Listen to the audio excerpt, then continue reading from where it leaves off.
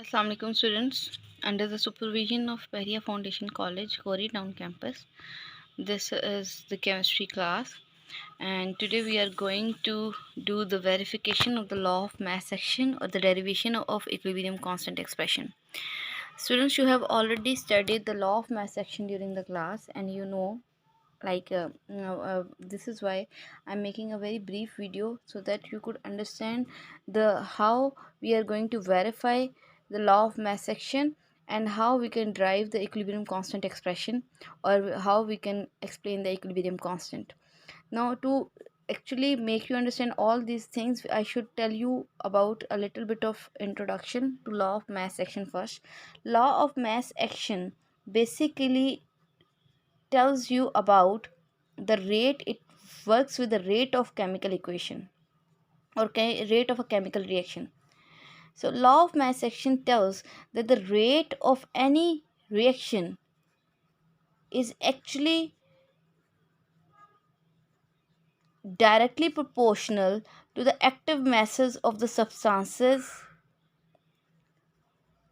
present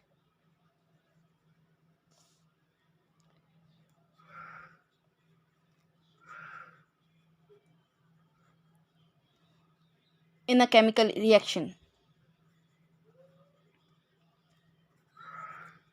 Now, what type of substances are there in a chemical reaction? They are basically the reactants.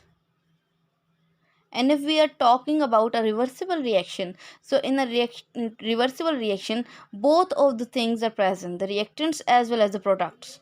So we can explain the law of mass action as the rate of the reversible reaction basically depend upon the active masses of the reactants and the active masses of the products. So this is what the law of mass action is stating. We have to verify, we have to prove if that this statement is true or not. For the verification of this statement, we can do the verification by the derivation of an equilibrium constant expression. Now while we will do the derivation of the equilibrium constant expression, you will get to know that what is an equilibrium constant expression.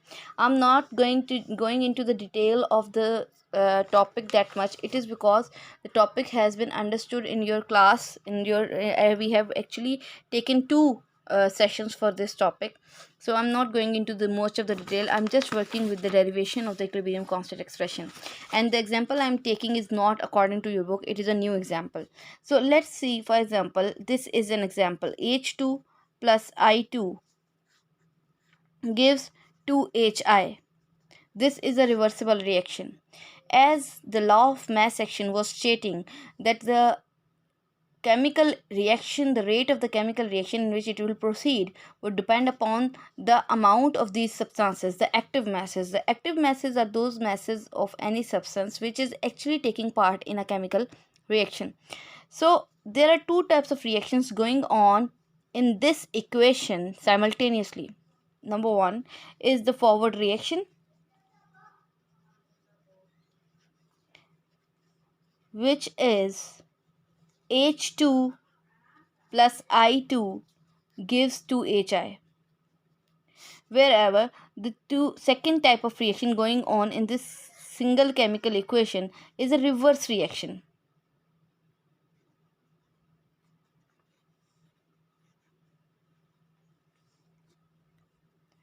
And that is 2HI gives H2 plus I2. So the rate of the chemical reaction in which it is proceeding would depend upon the both type of reactions, or both types of the substances, reactants as well as the products. So the rate of the forward reaction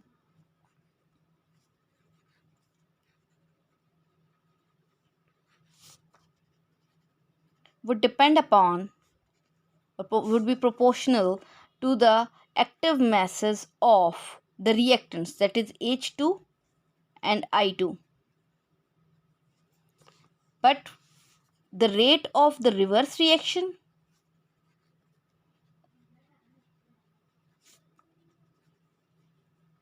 would depend upon the active mass of Hi, and it should be raised to the power 2 because we are using a coefficient 2 for the balancing this substance in the chemical equation. As we have the proportionality sign here, we have to change the proportionality sign into the proportionality constant.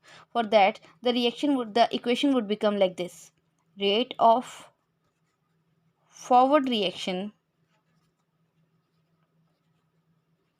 would become equal to Kf H2 I2, whereas the rate of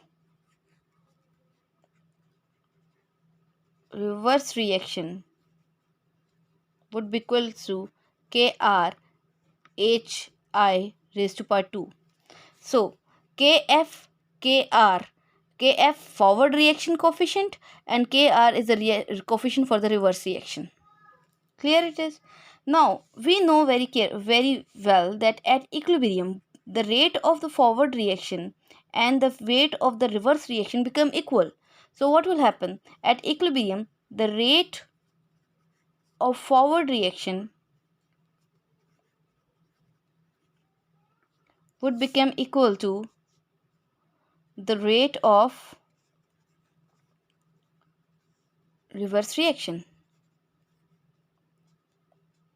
Or in other words, what will happen? We will put the values. The rate of overreaction was equal to KFH2I2, whereas the rate of the reverse reaction was equal to KRHI raised to power 2. Now, putting the coefficient or the constant at one side, what will happen? This Kf is here. When we'll shift this Kr, it will become the denominator of Kf, and here we have Hi raised to power 2, and when we will have to shift this, it will become the denominator of this value. If you look at this equation carefully, you can see that the products are coming onto the numerator and the reactants are coming into the denominator. Now what will happen? Kf over Kr would be known as Kc, whereas Kc is a coefficient of equilibrium constant, or constant is an equilibrium constant.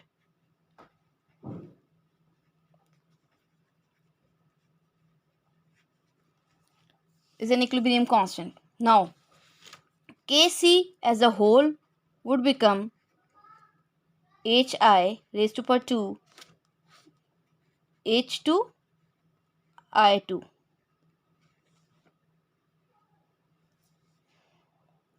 In other words, Kc is basically equals to the product's concentration divided by the reactant's concentration.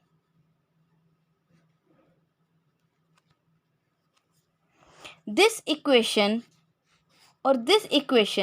is known as equilibrium constant expression.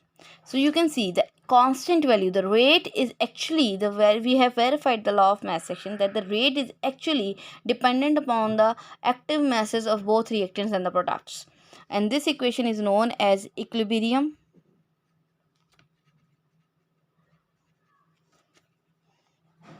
constant expression. Now one more thing I should clear here so that we could understand the next topic very carefully. Number one, the equilibrium constant expression vary from a chemical equation to chemical equation. If the chemical equation would be different, the expression would also be different. Similarly, each of this square bracket is basically showing the active masses of that substance XYZ, and each square bracket, when it is showing the concentration, we are measuring that concentration as mole per dm cube. Okay, now let me explain the first statement which I have said. Number one, I have said that the equilibrium constant expression would vary from equation to equation. Let me give you another example. Here is another chemical equation. CO plus 3H2 gives CH4 plus H2O. Now the Kc, as we know, in the denominator we have the product. So product is CH4 H2O, and the what is that? The in the denominator we have the reactants. So the reactants are CO and H2, but the H2 would have a power 3 because the power is there in the balanced chemical equation. So this would become a new equilibrium constant expression. So you can say the both equilibrium constant expressions here and here are very different from each other. So the equilibrium constant expression can vary from equation to equation. Number two thing, that you can derive the equilibrium constant expression for each of the chemical reaction, as well as you can also write the equilibrium constant expression directly by looking at the chemical equation. Why? Because we already know that equilibrium constant expression is actually equals to the ratio of products to the reactants. So when you look at the chemical equation, write down the products on the top on the denominator side and write down the reactants on the denominator, and you can get your equilibrium constant expression. In the examination, from the examination point of view, these two things come as both of them. Like sometimes the examiner asks you to derive the chemical equation. If the examiner would ask you to derive the chemical equation, you have to follow the whole path like this and go to the till the end, till the equilibrium constant expression. And if the examiner is asking only to write the equilibrium constant expression, you can just write it directly by looking at the chemical equation, as I have done here right now. Is it clear? So according to this video, working on this video, you have to do the self assessment 9.2 on your notebooks. This is your task. Thank you so much. Allah Hafiz.